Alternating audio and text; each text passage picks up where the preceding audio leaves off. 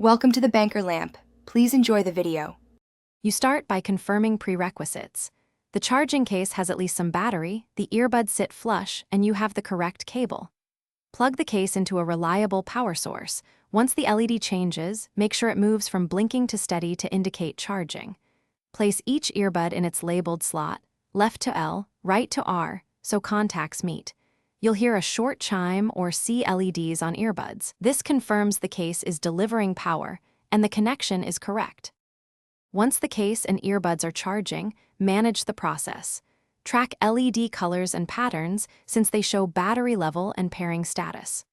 Open the lid near your device to allow auto discovery. If nothing happens, press the pairing button on the case until LEDs flash. You should leave them charging for about 20 to 30 minutes if they were deeply drained, because that initial top-up stabilizes battery calibration and helps the earbuds reach proper voltage for stable Bluetooth operation. To finish, verify the case LED shows full, then close the lid to prevent dust and maintain charge. Make sure you store earbuds in the case between uses. This preserves their small batteries and keeps firmware updates synced.